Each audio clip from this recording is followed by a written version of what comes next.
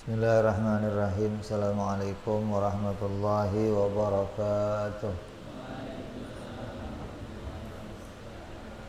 Al-Fatihah ila ruhi Sayyidina Habibina Syafi'ina Rasulillah Sayyidina Muhammad ibn Abdullah Sallallahu alaihi wa ala alihi wa sahbihi wa azwajihi wa dhurriyyatihi Anallahu ya'ali darajatihim bil jannah wa yanfa'una bi asrarihim wa anwarihim wa alumihim wa nafahatihim wa barakatihim fid dini wa dunya wal akhirah wa ja'aluna min hisbihim yarzuquna mahabbatahum wa yatawaffana ala millatihim wa yashurna fi zumratihim bil afiyatin wa salamatin thumma al-fatihah susara sahibul kitab Imam Muhammad al-Fudhali Imam Ibrahim al-Bayjuri lahum al-fatihah A'udzu billahi minasy syaithanir rajim. Bismillahirrahmanirrahim. Alhamdulillahi rabbil alamin arrahmanir rahim maliki yaumiddin.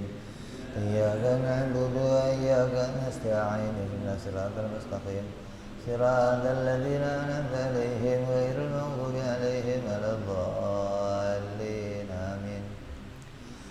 Bismillahirrahmanirrahim. Alhamdulillahi rabbil alamin. Salatu wassalamu ala asyrafil anbiya'i wal mursalin Sayyidina wa habibina wa syafi'ina wa maulana Muhammadin wa ala alihi wa sahbihi ajma'in amma ba'du Qala musanniful kitab rahimahullah wa nafa'ana bihi wa bi'ulumihi fid darain Allahumma aftah qulubana futuhal arifin وبحكمتك وانصر علينا برحمتك يا أرحم الراحمين إلى أن قال.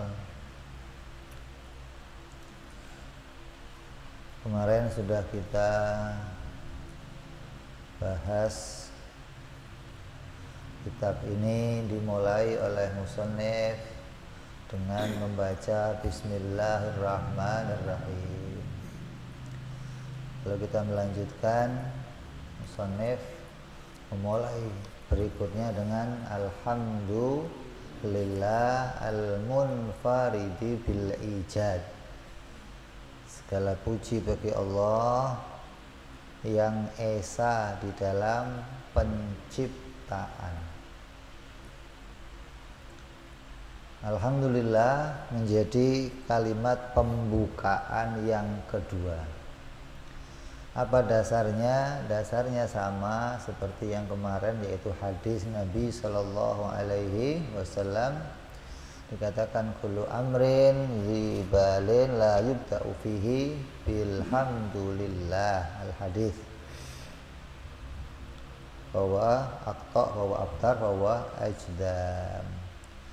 Maka ada dua hadis. Yang pertama hadis memerintahkan kita memulai sesuatu dengan bismillah. Yang kedua hadis memulai sesuatu dengan alhamdulillah. Lalu apakah kedua hadis ini bertentangan? Maka ulama membuat penjelasan bahwa bismillah disebut sebagai pembukaan hakiki, yaitu pembukaan bahwa ibtida'u bima taqaddama amamal maksud walam yasbiqhu syai'. Bismillah adalah pembukaan yang diletakkan pada permulaan sebelum maksud dari pembicaraan itu dimasukkan. Artinya pembukaan yang tidak diawali dengan sesuatu. Adapun alhamdulillah adalah bahwa idhofi disebut sebagai ibtida'ul idhofi, bahwa al-ibtida' bima taqaddama amamal maksud sabaqahu syai' amla, yaitu pembukaan yang dimulai dengan diletakkan setelah maksudnya dibicarakan ataupun tidak. Adapun dimulai dengan bismillah adalah mengikuti dengan apa yang ada di dalam Al-Quran. Kemudian dengan alhamdulillah juga mengikuti di dalam Al-Quran. Jadi dua-duanya pembukaan yang tidak saling bertentangan, walaupun hadisnya kelihatannya ini mau pakai yang mana nih, mau pakai bismillah apa alhamdulillah.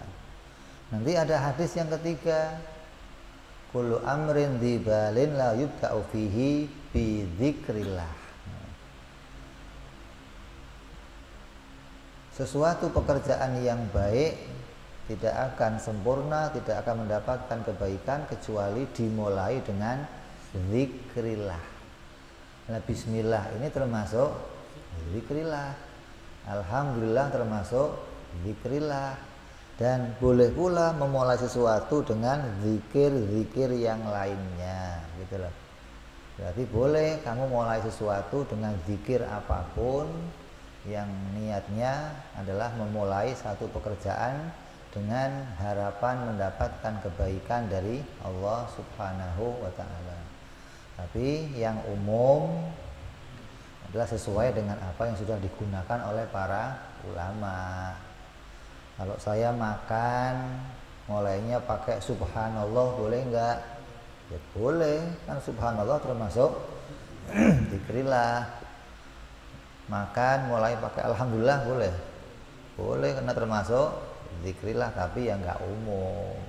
Kayak mulai kitab kok pakainya subhanallah bagaimana? Ya boleh, tapi musannif memulai dengan bismillah mengikuti Al-Qur'anul Karim. Jadi hadis yang ketiga menjadi solusi bahwa kedua hadis tersebut tidak bertentangan karena keduanya adalah termasuk zikrillah.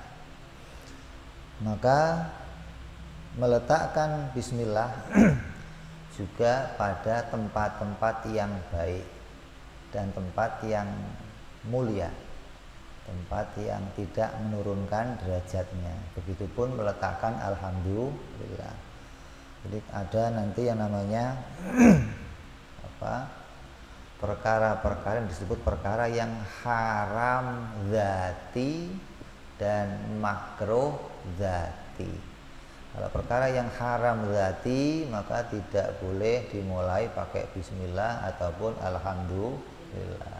Begitupun perkara yang makruh zati tidak boleh dimulai dengan bismillah atau alhamdulillah atau zikir-zikir yang lain. Maka hukumnya bismillahnya jadi haram atau bismillahnya jadi makruh. Kalau orang yang sudah tahu tapi sengaja mengucapkannya bisa menjadi istihza, namanya mempermainkan atau meletakkan sesuatu untuk main-main, bisa jadi murtad. Kayak apa contohnya haram zati, kayak minum arak. Itu haramnya haram zati. Kenapa haram zati? Karena ada nas Al-Qur'an. Ada nas langsung yang menyebutkan arak itu haram. Jadi arak itu haram bukan karena memabukkan gitu loh. Namanya haram berarti mau sedikit, setetes, mau sepanci hukumnya sama. Jadi saya kan minum arak nggak mabuk, jadi nggak haram. Haramnya bukan karena memabukkan. Jadi kalau dimulai pakai bismillah hukumnya haram. Begitupun yang lainnya, judi atau riba. Nah, kamu main judi bismillahirrahmanirrahim banting, itu hukumnya haram. Kalau kamu sudah tahu kok sengaja mulai biar menang, hukumnya bisa sampai murtad. Kenapa? Mempermainkan sesuatu yang dimuliakan di dalam agama. Begitupun dengan alhamdulillah, ketika diletakkan pada yang haram zati maka hukumnya haram. Yang makruh zati contohnya apa? Kayak sesuatu yang ada nasnya. Nabi mengatakan orang yang makan bawang jangan masuk ke musolaku, kata Nabi. Ini orang yang makan bawang yang mentah tuh, bawang merah mentah, hukumnya makruh zati. Jengkol, kenapa? Mulutnya bau. atau orang yang rokok, ini mulutnya bau. Dan Nabi SAW selalu didekati oleh malaikat, maka Nabi nggak mau dirinya dalam keadaan bau. Pernah satu hari Nabi disiapkan makan oleh sahabatnya ketika baru pertama datang ke Madinah, tinggal di siapa? Abu Ayyub Al-Ansori. Abu Ayyub nyiapin makan Nabi, tiba-tiba Nabi nggak memakannya. Abu Ayyub bingung, ini kok nggak dimakan? Apa nggak enak ya Rasul? Enggak, ada bawangnya yang mentah. Maka Nabi nggak mau makan perkara-perkara yang membuat mulutnya bau. Kecuali orang yang telah makan bawang, dia sikatan atau pakai siwak, maka dia boleh masuk ke masjid. Ini termasuk haram dzati. Beda sama haram makruh dzati. Beda sama haram fi'li. Haramnya bukan karena zatnya, tapi karena pekerjaannya. Begitupun makruh. Ada makruh yang karena pekerjaannya, bukan karena zatnya. Kayak mencuri. Kamu mencuri makanan, mencuri pakaian, mencuri air.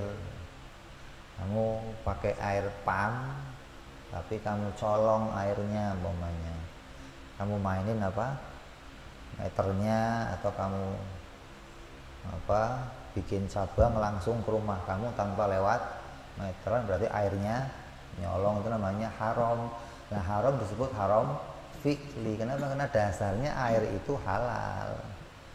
Nah, kalau saya cuci pakaian, saya wudhu pakai air, itu hukumnya apa? Boleh nggak saya pakai bismillah mulainya? Boleh, karena haramnya haram fi'li. Mencurinya yang nggak boleh pakai bismillah. Kalau pakai airnya wudhu tetap boleh pakai bismillah. Kamu curi makanan, ketika mau makan bismillah boleh? Boleh. Kamu nyuri pakaian, ketika mau kamu pakai bismillah boleh? Boleh. Karena haramnya haram fi'li, bukan haram dzati gitu. Begitupun wudhu. Wudhu ada yang haramnya makruhnya makruh fi'li. Kayak apa? Wudhunya sekali-sekali. Wudhu sekali itu hukumnya makruh. Nah, kalau saya pakai bismillah boleh? Boleh. Karena makruhnya makruh fi'li, bukan makruh dzati.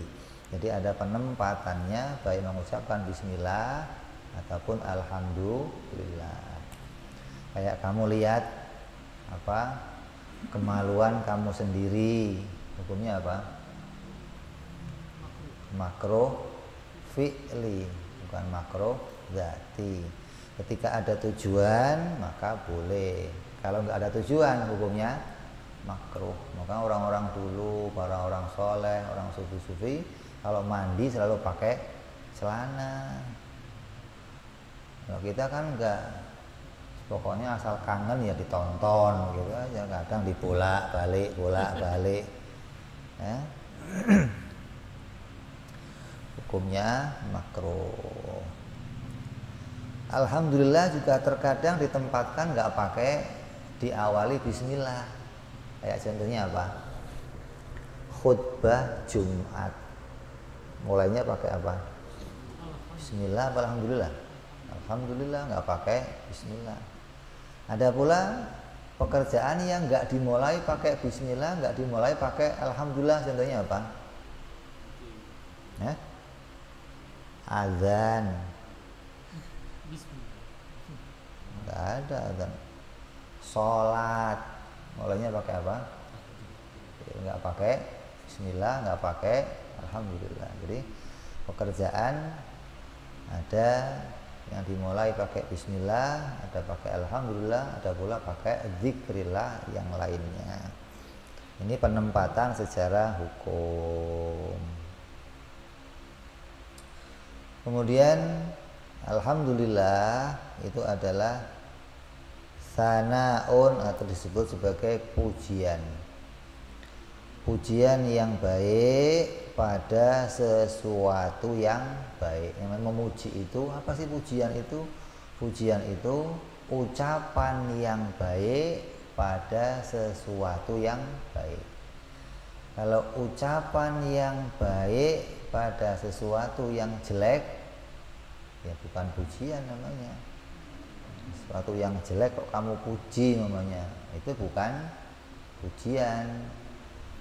Begitupun sebaliknya, ada sesuatu yang jelek kamu katakan ucapan yang jelek, namanya apa? Menghina. Sebaliknya, bukan memuji. Jadi sesuatu yang baik, ucapan yang baik pada sesuatu yang baik.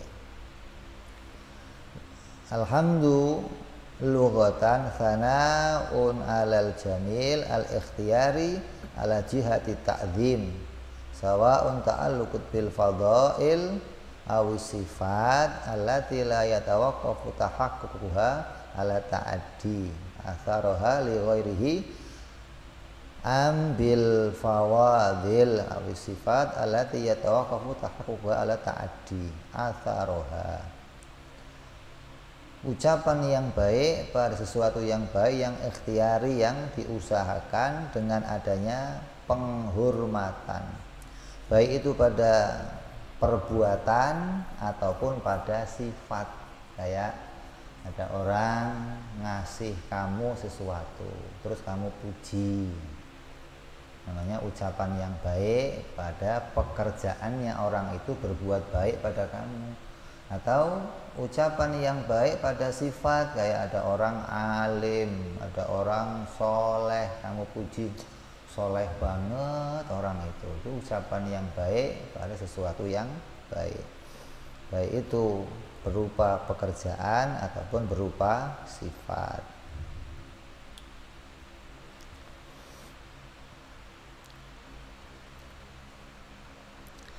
Adapun puji menurut istilah, artinya menurut urufan, adalah fi'lun yumbi'u ala ta'zimil mun'im min haitsu innahu mun'iman ala hamid aw ghairihi, yaitu pekerjaan. Kalau secara lughat bentuknya hanya sebagai ucapan. Tapi kalau secara syar'i, puji yang diberikan pahala yang bagaimana? Berupa perbuatan yang baik pada sesuatu yang dia mendapatkan kenikmatan, baik itu untuk dirinya atau untuk yang lainnya. Ketika ada sesuatu mendapatkan kenikmatan dari Allah atau kenikmatan dari seseorang, kamu puji orang itu, atau kamu memuji Allah, maka disebut perbuatan yang sengaja kamu lakukan karena adanya sesuatu yang kamu peroleh atau orang lain memperolehnya. Kamu dapat sehat, tadinya sakit nih, alhamdulillah ya Allah dikasih kesehatan. Atau anak kamu sakit terus sehat, kamu puji Allah, ya Allah alhamdulillah anak saya dikasih kesehatan. Maka itu bentuknya adalah pujian yang sengaja kamu kerjakan karena perintahnya Allah Subhanahu wa ta'ala. Maka puji itu juga ada rukunnya. Itu ada 5 rukun, ada hamid, ada mahmud, ada mahmud alaih, ada mahmud bih, ada mahmud alaih, ada sighat. Hamid yang memuji, mahmud yang dipuji, ada mahmud bih, apa yang akan dipujikan, apa? Ada mahmud alaih sebab, mahmud bih sebabnya pujian, ada mahmud alaih yang dipuji apanya. Kemudian sighat adalah ucapan pujiannya. Ini secara rukun terdiri dari 5 rukun, maka ketika 5 ini terpenuhi maka disebutlah sebuah pujian. Pujian juga ada 4 macam, ada puji qadim li qadim, ada puji qadim li hudud, ada puji hudud li qadim, ada puji hudud lil hudud. Pujian Allah kepada dirinya sendiri. Allah memuji dirinya sendiri itu puji qadim, li qadim yang enggak ada awalnya, enggak ada permulaannya. Ada puji dari Allah kepada hamba-hambanya, kayak Allah memuji Nabi, Allah memuji orang-orang soleh, Allah memuji makhluk-makhluknya yang tertentu, itu pujian Allah kepada hamba-hambanya. Yang ketiga ada pujian hamba kepada Allah, kayak kita nyebut Alhamdulillah, ini puji hudus li qadim, pujinya hamba kepada Allah. Ada puji hudus li hudus, pujian hamba kepada hamba yang lainnya. Kamu muji orang soleh, kamu muji Nabi, kamu muji yang lainnya, itu puji hudus lil hudus.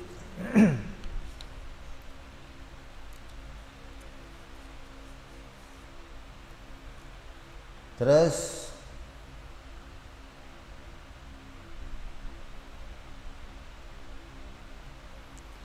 maka kalau kamu sudah tahu pujian itu ada 4, maka orang sering mengatakan segala puji milik Allah. Milik Allah itu artinya sesuatu yang baru, sesuatu yang diciptakan oleh Allah, itu miliknya Allah. Lah sedangkan yang 4 ini tidak semuanya baru. Ada puji yang qadim. Yang mana yang qadim? Ya pujinya Allah pada dirinya sendiri, kan bukan makhluk. Lah kalau bukan makhluk berarti segala puji itu maksudnya 4 macam ini tidak disebut lagi sebagai miliknya Allah, tapi ada yang khusus untuk Allah, ada yang miliknya Allah. Maka kalau secara makna yang diambil dari pengertian 4 pujian itu, ucapan yang benarnya adalah segala puji hanya milik dan untuk Allah, gitu loh. Yang 3 itu miliknya Allah, yang 1 khusus untuk Allah, maknanya puji qadim li qadim. Jadi kalau kita muji, mau kita terjemahin, kita maknain nih, alhamdulillah segala puji hanya milik Allah, jangan begitu. Tapi segala puji hanya milik dan untuk Allah, karena sudah dimasukkan alnya al istighraq atau memasukkan semuanya, maka kesemua puji itu dibagi jadi 4, ada yang qadim, ada yang kudus. Yang qadim itu khusus, lamnya lam ikhtisas, yang lainnya bisa jadi lam lil milki. Ini kalau kita mau jelaskan nanti pada hari-hari yang lain. Terus musannif memulai kitab ini dengan al-munfaridi bil ijad, yaitu Allah adalah zat yang terpuji, pujian bagi Allah, yaitu zat yang al-munfaridi, yang esa di dalam menciptakan. Alladzi ihtassa bi ijadil asya al-ikhtiyariha wa ittirariha, baik itu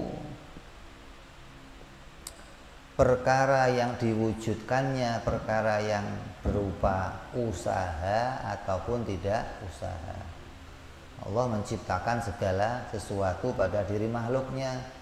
Usahanya makhluk ya diciptakan, tidak usahanya makhluk juga diciptakan. Makhluk usaha berhasil itu ciptaan Allah, makhluk usaha tidak berhasil juga ciptaan Allah. Begitupun yang baik ataupun yang buruk itu juga ciptaannya Allah.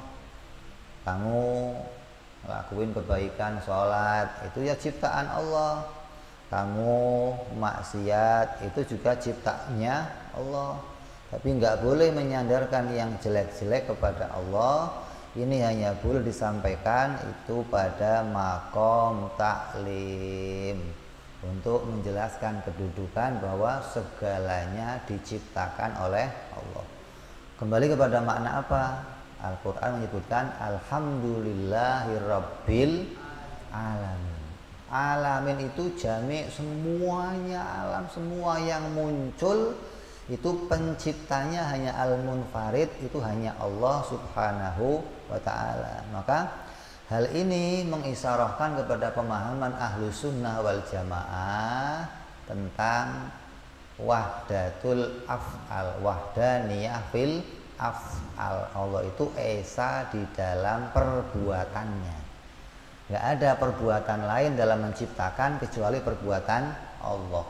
Mau bikin yang baik, mau bikin yang buruk, itu semua diciptakan oleh Allah. Kayak kamu lihat film, di film itu penjahatnya ya yang bikin sutradara, jagoannya. Emang kalau penjahat di film bukan sutradara yang bikin lah, siapa yang bikin? Oh, sutradara mah bikin yang jagoan-jagoan doang, lah penjahatnya muncul sendiri. Bingung sutradaranya nanti malah, ini kok tahu ada penjahat muncul dari mana? Mau saya bikin baik-baik saja. Jadi Allah punya makhluk yang namanya malaikat yang diciptakan baik semua, nggak ada satupun malaikat yang maksiat, nggak ada. Itu iman kita. Adapun berita tentang malaikat ada Harut wa Marut, maka berita yang mengatakan itu malaikat yang maksiat itu bukan berita yang benar, itu berita-berita Israiliyat. Tetap walaupun Harut wa Marut adalah hambanya Allah, makhluknya Allah, kalau dia malaikat maka dia wajib taat kepada Allah, nggak ada maksiat. Ulama khilaf siapa itu Harut wa Marut, sebagian mengatakan malaikat, sebagian mengatakan orang soleh. Kalau orang soleh boleh ngelakuin kesalahan, tapi kalau malaikat tidak ada malaikat yang melakukan kemaksiatan. Adapun makhluk yang lainnya Allah ciptakan jin dan manusia. Jin dan manusia bisa berbuat baik dan bisa berbuat maksiat. Maka keduanya diciptakan oleh Allah. Kemaksiatannya dibikin Allah, ketaatannya pun diciptakan oleh Allah subhanahu wa ta'ala. Pemahaman ini adalah pemahamannya ahlu sunnah wal jamaah. Maka dikedepankan langsung oleh Syekh Muhammad Al-Fudhali untuk apa? Untuk menangkal, membantah pemahaman Mu'tazilah, pemahaman Qadariyah yang mengatakan Allah hanya bikin yang baik-baik saja.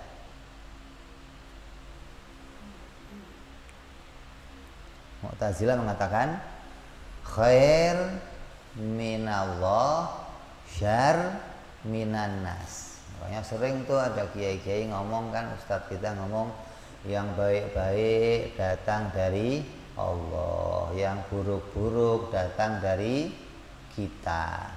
Kalau itu jadi perkataan yang isinya adab, itu memang diperintahkan begitu, namanya sopan santun, karena tidak layak untuk membicarakan kejelekan disandarkan kepada Allah pada halayak umum, kecuali kita sekarang nih pada makom taklim, maka boleh menjelaskan kedudukan. Tapi ketika sudah bukan pada makom taklim, maka nggak layak menyandarkan yang jelek-jelek menjadi perbuatan Allah. Beda Mu'tazilah. Mu'tazilah mengatakan itu sebagai keyakinan. Ini yang rusak nih. Kalau itu jadi keyakinan, berarti Allah tidak al-munfaridi bil ijad.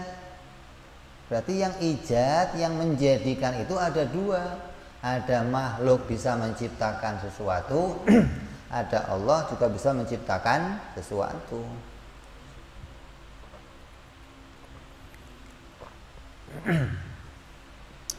Ijad itu apa ijad? Ijad itu memunculkan sesuatu dari tidak ada menjadi ada. Sesuatu ini tadinya nggak ada, terus muncul jadi ada. Dunia, langit, bumi, matahari, surga, manusia, jin, tadinya nggak ada semua, terus diciptakan jadi ada, maka memunculkannya itu namanya ijad. Ibrazul mungkin minal adami ilal wujud, menciptakan perkara yang mungkin dari tidak adanya mungkin menjadi wujudnya perkara, maka disebut namanya ijad. Lah yang bisa ijad siapa? Ya hanya Allah, nggak ada ijad yang lain, nggak ada. Baik itu bentuknya kebaikan, keburukan, kemaslahatan, kemadharatan, itu semua diciptakan oleh Allah Subhanahu wa ta'ala. Itu diantara keyakinan Ahlus Sunnah wal Jamaah yang mengimani bahwa Allah itu esa pada zatnya, esa pada sifatnya, dan esa pada perbuatannya gitu. Jadi sengaja di awal kitab ini musannif menunjukkan saya Ahlus Sunnah wal Jamaah dengan memberikan muqaddimah pada awalnya, alhamdulillah al-munfaridi bil ijad.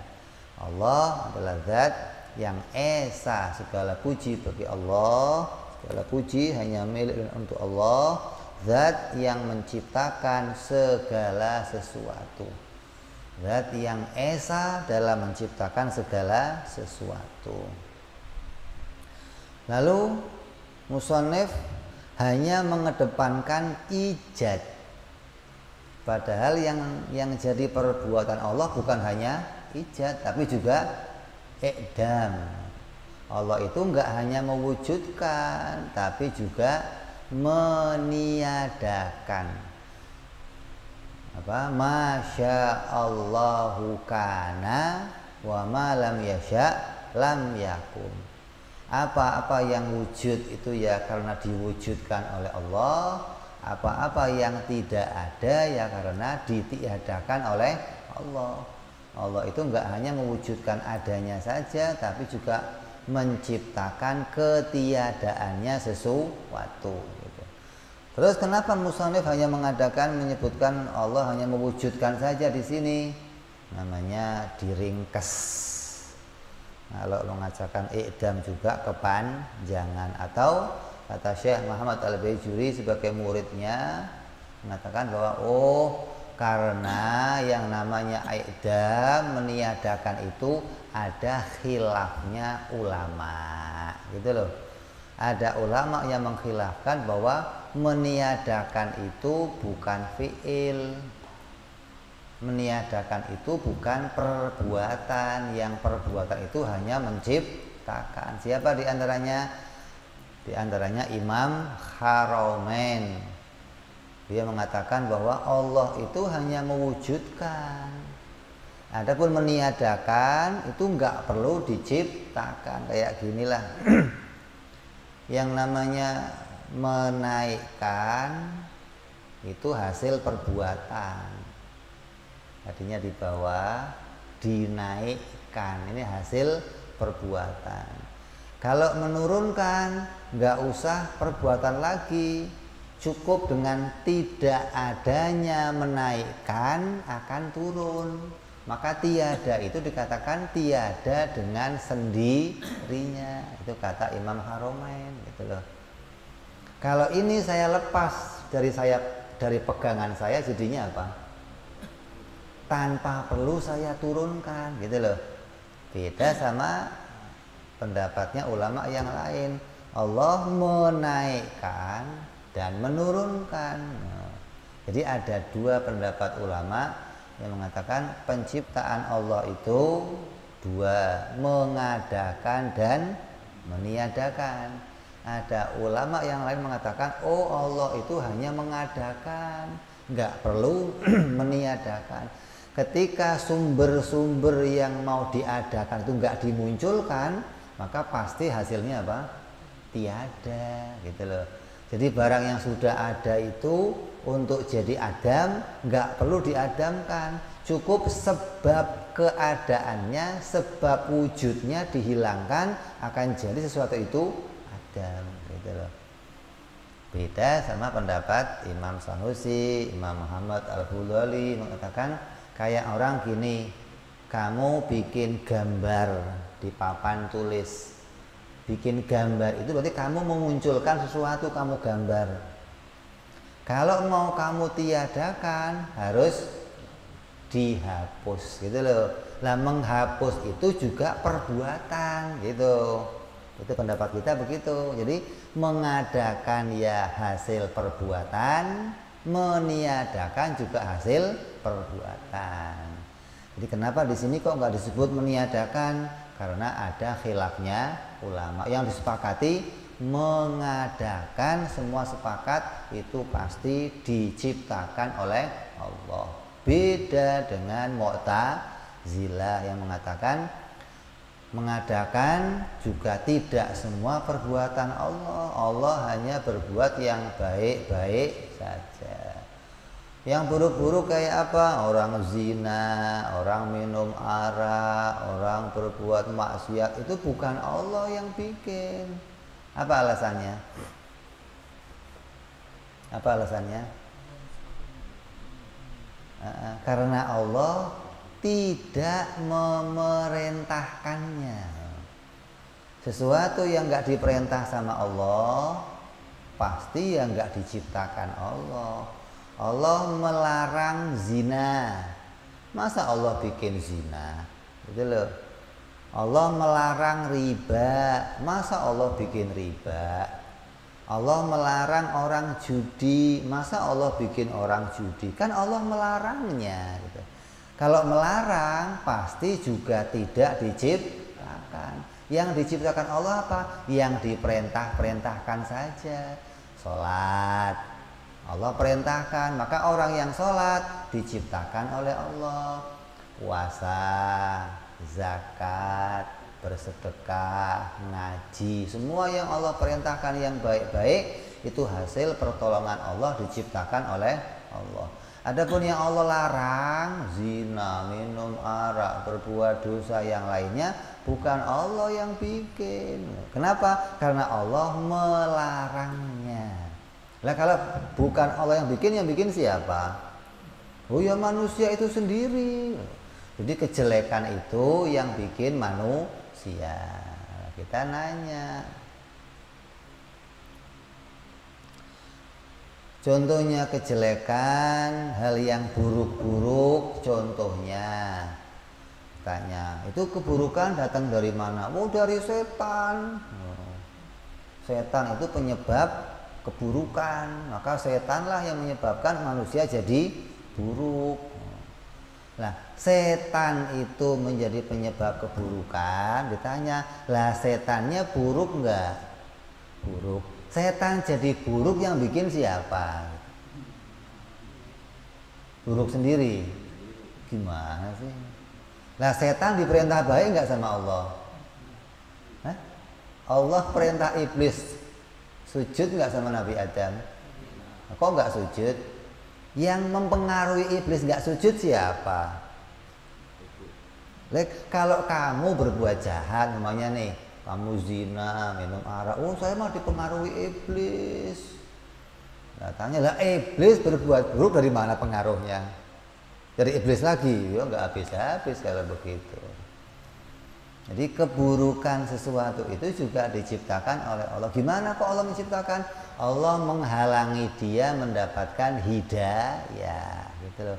Hidayah itu milik Allah, taufik itu milik Allah. Maka Allah boleh membagikan taufik, hidayah kepada siapa saja yang Allah kehendaki. Yahdillah may yasha wa yudlil. Allah itu boleh memberikan hidayah kepada siapa saja, dan Allah boleh pula menghalangi orang itu dapat hidayah hingga ada orang maksiat.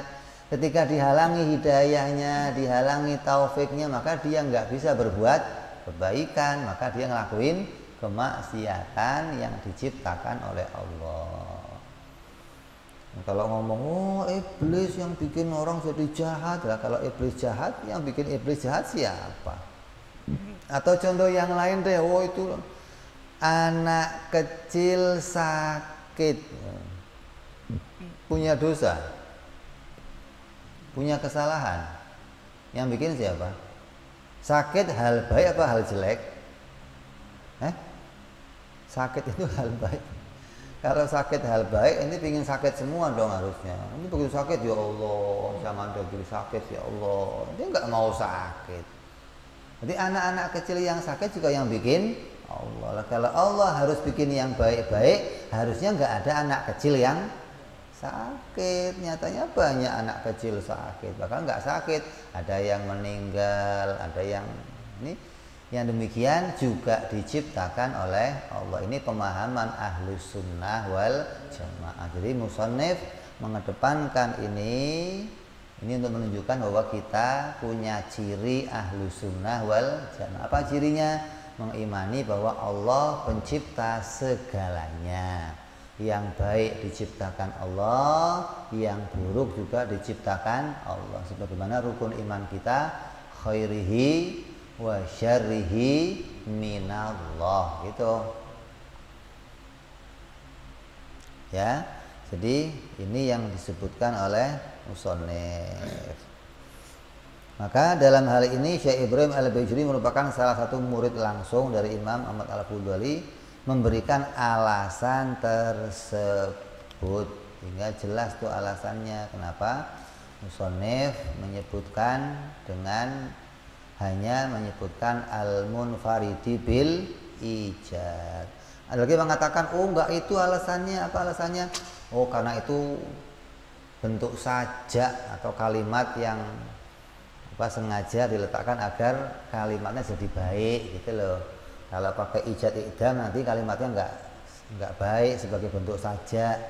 Maka karena keterbatasan penulisan hanya ditulis ijadnya saja, enggak ditulis iqdamnya. Ini alasan ulama yang lain.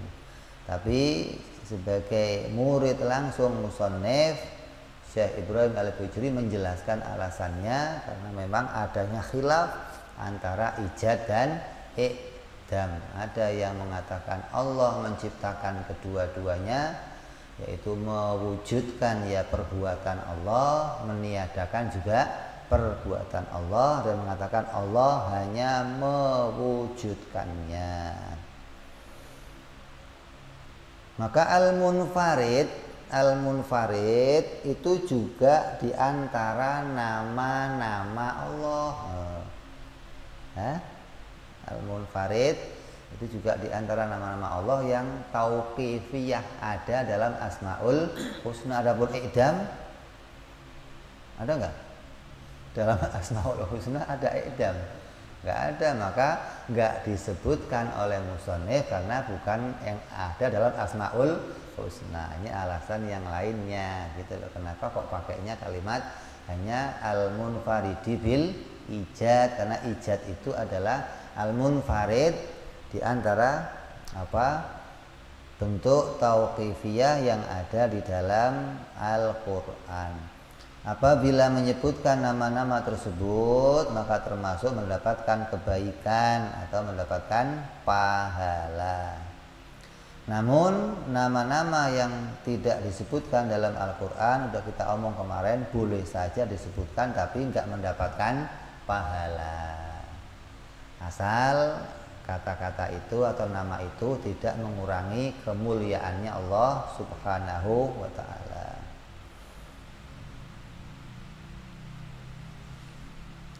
Maka musannif juga mengatakan bahwa al-munfarid ini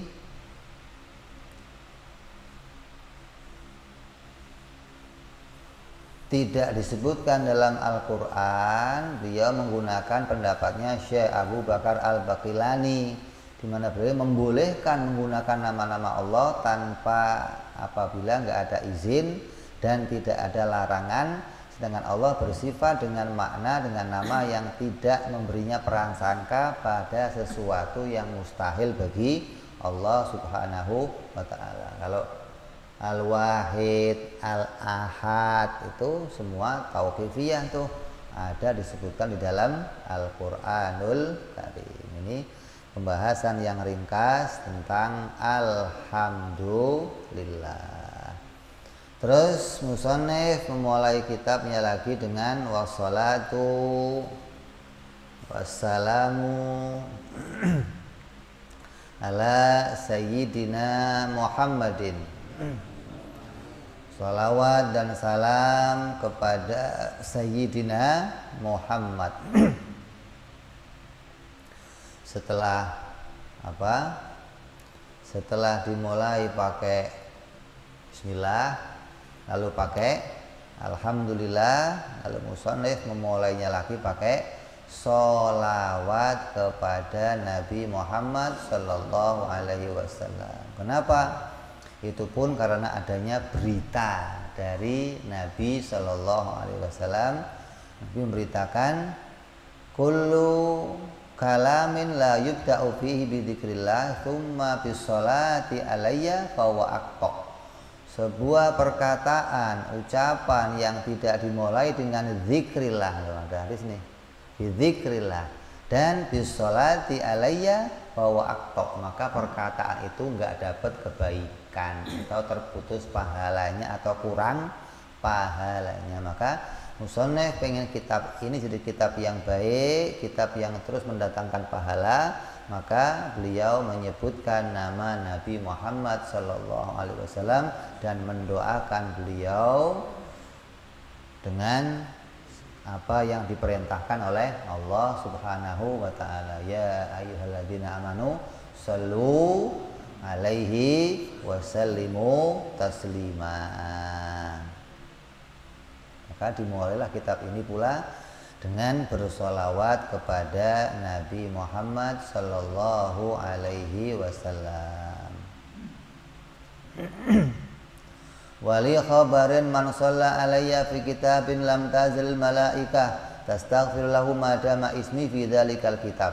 Ada pula hadis Nabi yang lainnya, orang yang menuliskan namaku, yang bersolawat kepadaku, yang menuliskan solawat kepadaku dalam sebuah kitab, maka tidak akan henti-hentinya malaikat memintakan ampun kepada dia selama tulisan itu masih ada. Jadi kamu kalau punya buku, kamu tuliskan solawat dalam buku itu, selama tulisannya masih ada, malaikat akan terus memintakan ampun kepada kamu dengan berkahnya sholawat yang kamu tuliskan di dalam kitab tersebut.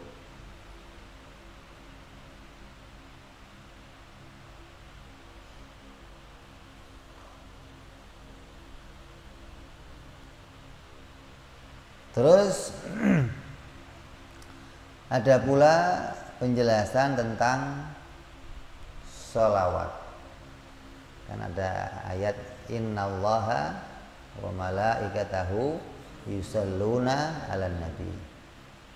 Jadi sholawat itu kadang disandarkan kepada Allah, datang dari Allah.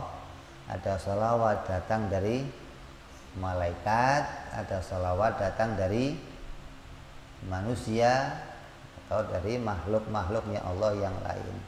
Terus maknanya apa? Sama enggak? Kamu jangan pahaminya kayak malaikat Allah bersolawat bersama malaikat. Innallaha wa malaikatahu yusalluna ala nabi. Allah dan malaikat bareng-bareng bersolawat. Loh gimana? Emangnya satu majelis gitu maksudnya? Kumpul bareng, solawatan bareng gitu. Itu kalau ente nariahan, kumpul bareng-bareng bersolawat. Nah terus makna sholawat jadinya makna apa? Nah, ada khilaf tuh yang mau meletakkan tentang lafaz sholawat ini dengan min kubail mustarak maknawi au lafzi. Lafaz sholawat itu dimaknai apa?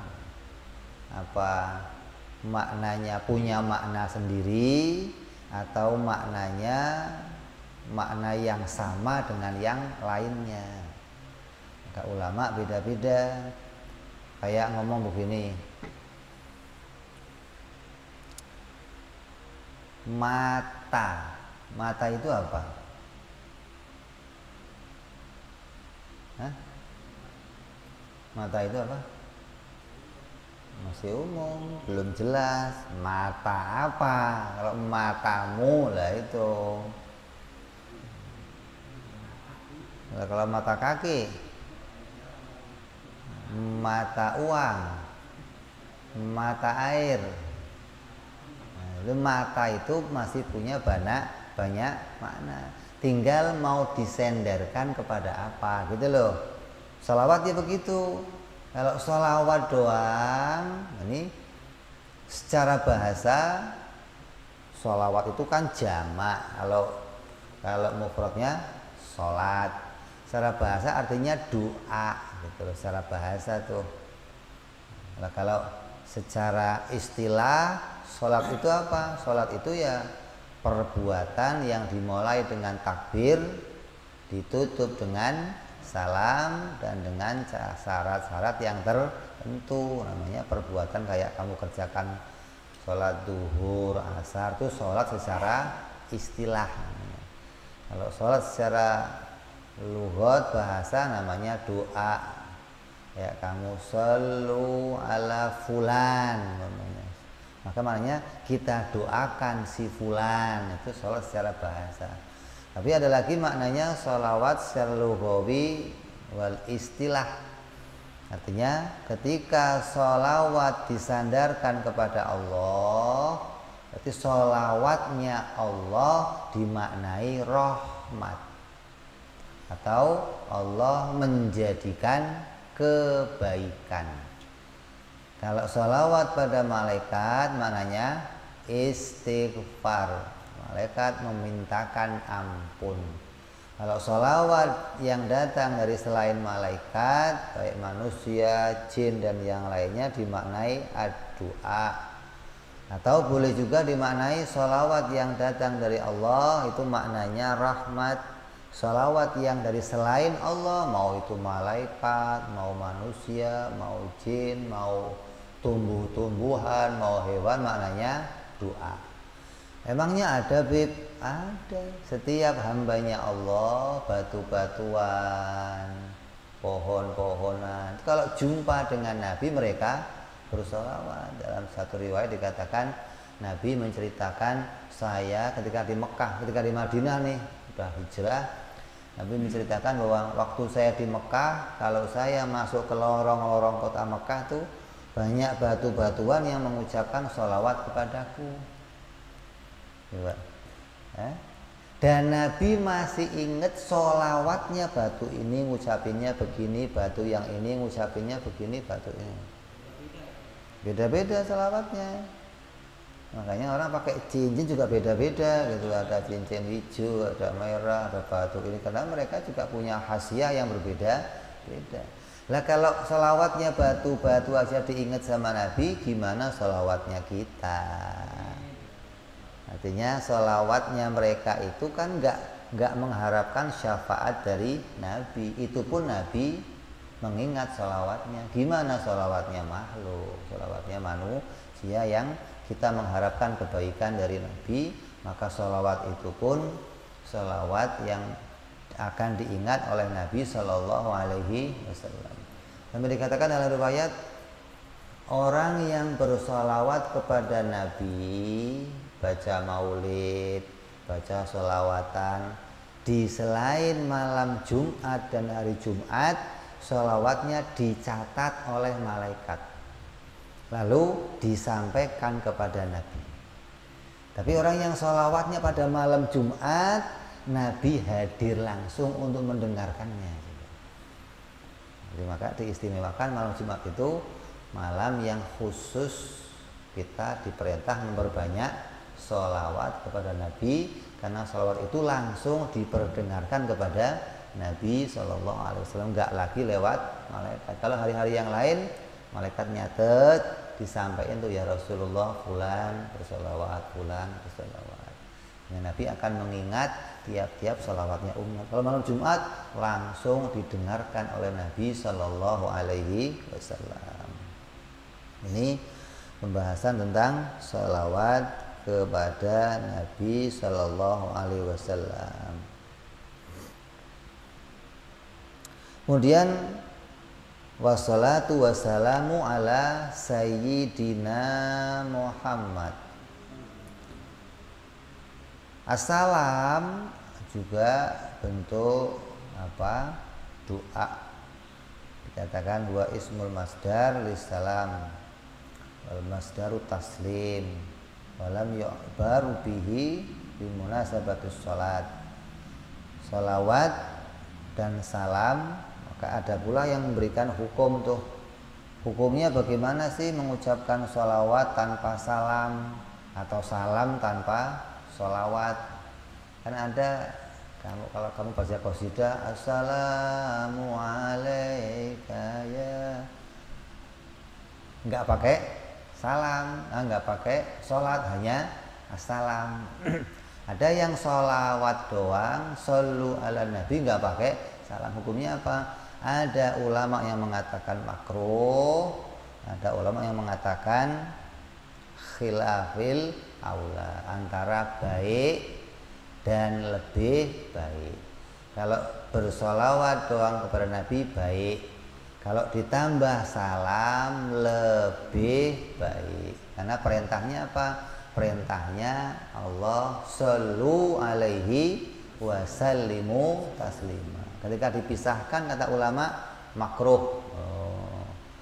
Ini ulama apa yang mengatakan makruh, ada yang mengatakan itu antara baik dan lebih baik. Jadi mau pakai sholawat doang boleh, mau pakai sholawat salam lebih baik. Terus ala Sayyidina Muhammad, kepada Sayyidina As-Sayyid adalah bermakna tuan kita yang disebut sebagai apa? Sebagai penghulu atau penolong kita, pengayom kita yang kita pegangi untuk bisa menyelamatkan kita, disebut Sayyid. Terus makna Muhammad, nah ulama memberikan tafsir tentang maknanya Muhammad. Apa sih disebut makna apa? Makna Muhammad.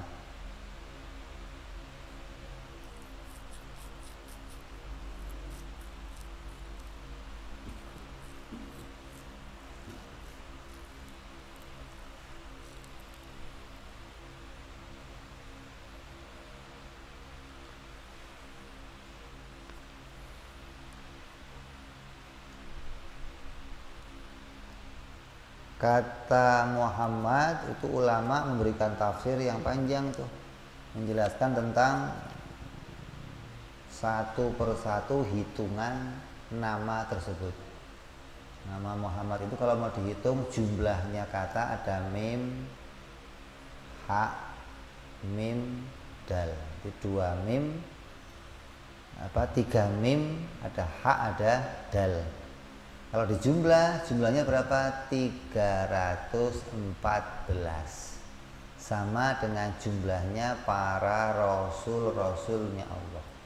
Jadi kalimat Muhammad mengisyarahkan terkumpul pada dirinya semua rasul-rasul atau mukjizatnya para rasul, semuanya terkumpul pada diri Nabi Muhammad sallallahu alaihi wasallam.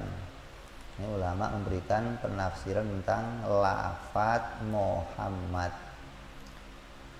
Terus tentang keuntungan.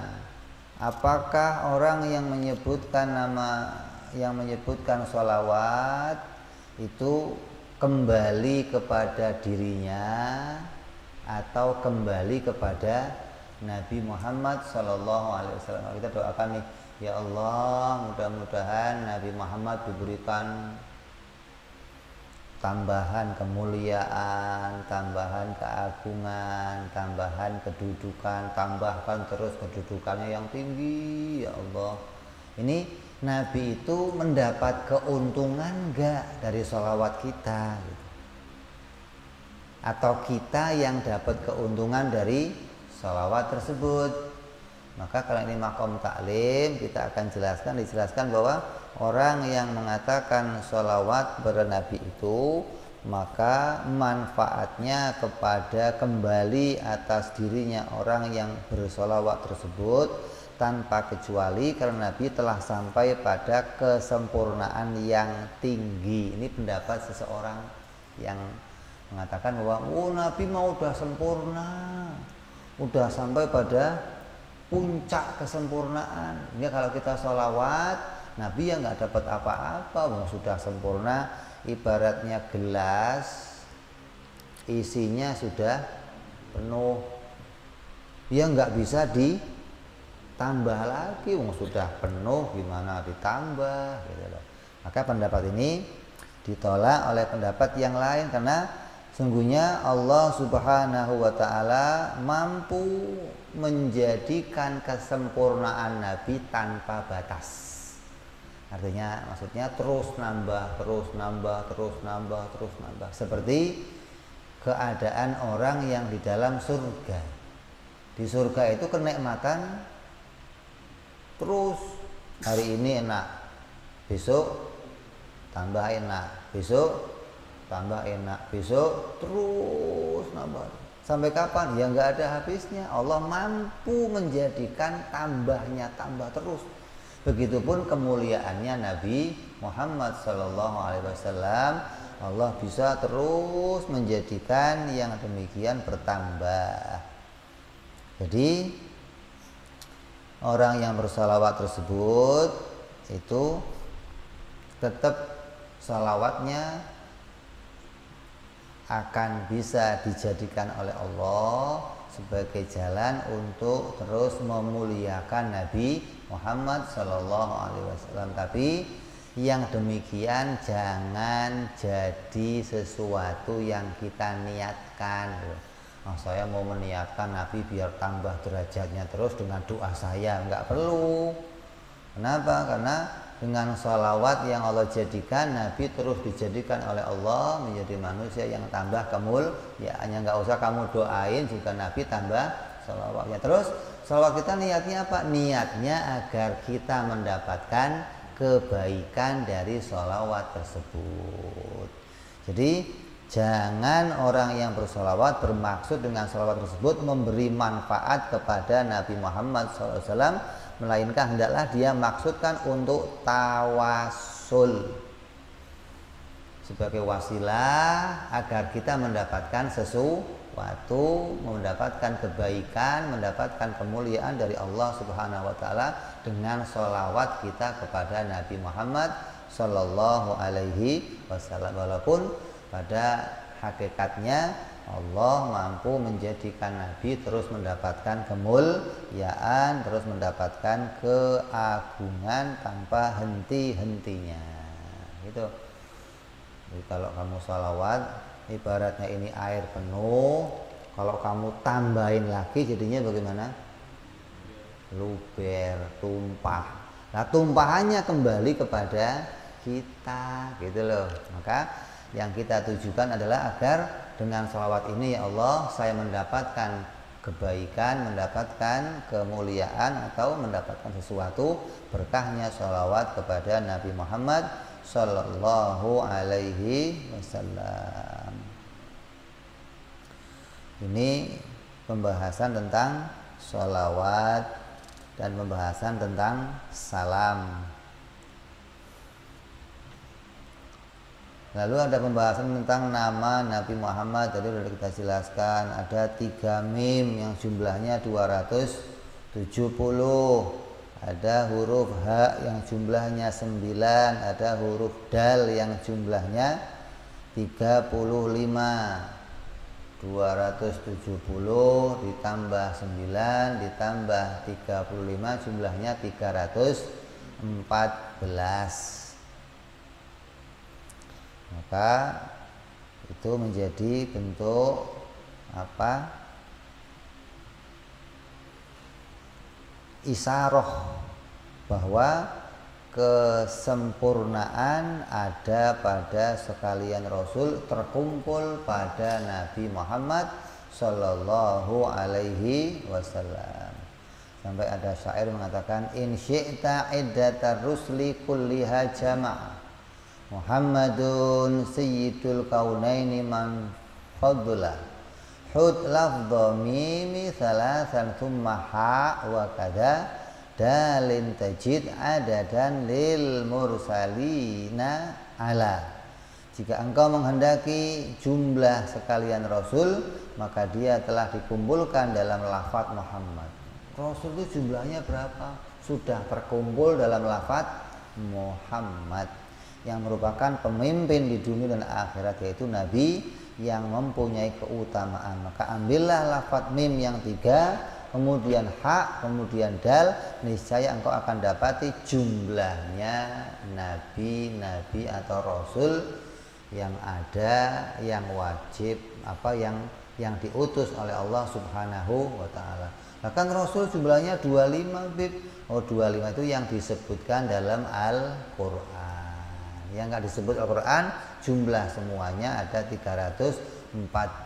Ini pendapat salah satu ulama, karena melihat dari jumlah nama yang tersimpan di dalam nama Nabi Muhammad sallallahu alaihi wasallam. Ini ringkas tentang pengertian salawat dan salam kepada Nabi Muhammad sallallahu alaihi wasallam. Maka selanjutnya kita akan bahas nanti langsung kepada perkataan musannif yang beliau langsung mengatakan tentang kitab ini akan langsung masuk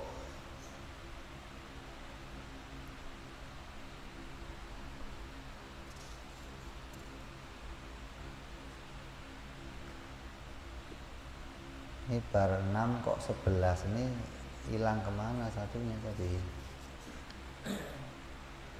Hah? Masya Allah, jatuh di jalan apa? 9 kok langsung 11, ya hilang dong. Maka dikatakan nanti fayakul fakir, maka kita akan lanjutkan insyaallah yang akan datang. Wallahu a'lam bissawab. Ila hadratin Nabi al-Fatihah. A'udzu billahi minasyaitonir rajim. Bismillahirrahmanirrahim. Alhamdulillahirabbil alamin arrahmanir rahim maliki yaumiddin. Iyyaka na'budu wa iyyaka nasta'in. Ihdinas siratal mustaqim. Siratal ladzina an'amta 'alaihim ghairil maghdubi 'alaihim waladdallin. Amin. Ya Rabbana i'tarafna bi annana iktarafna wa annana asrafna 'ala al-dha'i asrafna fatub 'alaina taubah taghsil kulli haubah wastur lana awrati wa amin rawati waghfir li walidina rabbi wa mauludina wal ali wal ihwani wa sairil hilani wa kulli dhi mahabbah au jiratin au suhbah المسلمين أجمع آمين ربي اسمع فضلا لا باكتساب منا بالمصطفى رسولي نرضى بكل سولي صلى وسلم ربي عليه أدى الحب وآله وصحبه عدد طاس صحبي والحمد لله أنا ربك رب العزة عما يصفون سلام على المرسلين والحمد لله رب العالمين. Assalamualaikum warahmatullahi wabarakatuh.